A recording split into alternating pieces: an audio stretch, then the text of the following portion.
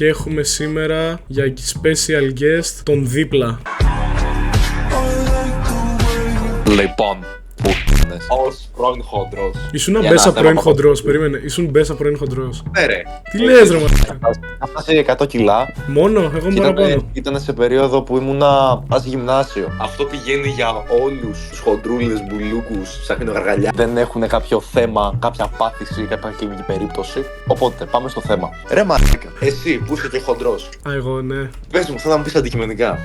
Ναι. Για να χορτάσεις τι θες. Ρε φίλε, να φάω κάτι λίγο να χορτάσω. Λίγο ρε μαλάκα. Αντικειμενικά, εγώ τώρα, επειδή έχω σταματήσει πολύ το φαΐ, το πολύ φαΐ, ωραία. Ναι. Δεν ρε γαμίσου. Ρε φίλε, θα φάω το μεσημέρι και το βράδυ. Μπορεί να έχω τριγλικερίδια. Ο γαμίσου. Εγώ είμαι υπέρ του να αποδεχόμαστε της κουλτούρας αποδοχής, ωραία. Αλλά δεν μπορώ να αποδεχτώ έναν άνθρωπο ο οποίος ανοίγει το το στόμα του και κάνει inhale το μενού.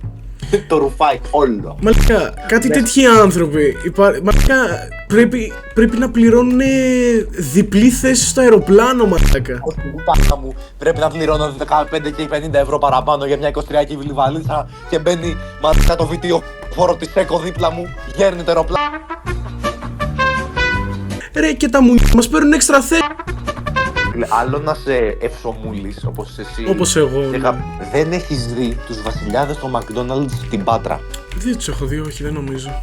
Αυτοί οι άνθρωποι έχουν τα σκύπτρα της πατάτας, έχουν τα σκύπτρα της HDL χολιστή. Αυτοί οι άνθρωποι, άμα διατάξουν τα McDonald's να αλλάξουν μενού, θα αλλάξουν γιατί είναι η μεγαλύτερη κατανάλωση των McDonald's. Από αυτούς βγάζουν λεφτά τα McDonald's. Και αυτοί είναι πολύ πιστοί χριστιανοί, όλοι χοντροί για κάποιο λόγο. Είναι πολύ πιστοί χριστιανοί γιατί νομίζουν ότι ο Θεός θα τους πάει στο γυμναστήριο. Θα τους και όχι αυτό. Και όχι μόνο αυτό. Δεν νηστεύουνε. Δεν νηστεύουνε. Δεν νηστεύουνε, ρε μαλάκα. Αν νηστεύσουν αυτοί θα πέσουν σε κατάθλιψη. Να, εδώ δεν έχεις κάποια πάθηση. Δεν έχεις κάποιο άλλο θέμα. Να παραπονιέσαι που είσαι χοντρός ενώ το γαμίζει το στόμα σου, δεν το κλείνεις ρε μαλάκα. Όταν γυμνάζεσαι, ο οργανισμός σου καίει. Αυτοί όμως οι τριγλικεριάριδες δεν καταλαβαίνουν ότι τρως και έρχεται η ινσουλίνη. Και η ινσουλίνη πάει στον κόλλο σου χοντρέλο. Και ανεβαίνει η αιματοκρίτη. Και παίρνεις φάρμακα και ψοφάς στα 50 και στα 60. Να αρχίσεις να τρέχεις εσύ ρε πούσου, θα σου αμολύσουν σκυλί από πίσω. Ρε φίλε, εντάξει, και αυτό είναι ένα είδους κάρντιο. Δεν μπορεί να γυρίσει να το πυροβολείς, να το φας ρε μαλάκα. Το σκύλο ρε μαλάκα, τι είμαι ρε μαλακασιάτης. Ας πούμε εγώ όταν ξυπνάω το πρωί θέλω 2 κοτούλες. 2 κοτούλες λες. 4 τοστάκια. Μαλάκα, χειρότερος από μένα είσαι ρε μαλάκα και γαμίσου. Όποιος τρώει γύρω κοτόπουλο και δεν κάνει δίαιτα είναι ομοφυλόφιλος με την κακή έννοια. Είναι αδελφή ρε παιδάκι μου, εντάξει τώρα θα κολλήσουμε στην λέξη. Υπάρχει και περίπτωση κάτι τέτοιοι που είναι και χοντροί περισσότεροι. Παίρνουν σαλάτες ρε μαλάκα. Παίρνουν κάτι σαλάτες. Εγώ θα πάρω μια σαλατούλα μωρέ. Παίρνουν σαλάτες. Caesar with extra bacon or some shit. Και μετά μια Coca-Cola Zero. Ναι, να μην σου ανέβε με το Ισχύει. Όλοι παίρνουν Coca-Cola Zero μαλάκα. Όλοι. Μην ανεβεί το αιματοκρίτη, θα πάθουμε ζημιά. Εμένα μ' άρεσε αυτός ο γιατρός που έβγαινε στα κανάλια και έλεγε τρως μωρί χοντρέλο, τρως.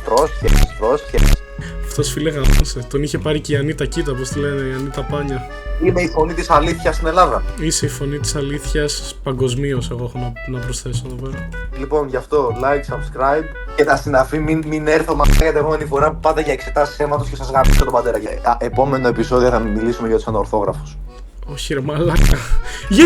Γιατί πρέπει να είμαι ρε μαλάκα εγώ το φίλο. Δεν έχεις πολύ το στόμα σου, μπορεί να φας το μικρόφωνο. Βρέατε και γάμε. Έχω να γαμίσω 14 μήνες αγάπη μου. Έχει να εμφανιστεί καιρό θηλυκό στο κρεβάτι μου. Και τη βγάζω μες στο ίντερνετ, κατεβάζω βιντεάκια και τη βρίσκω.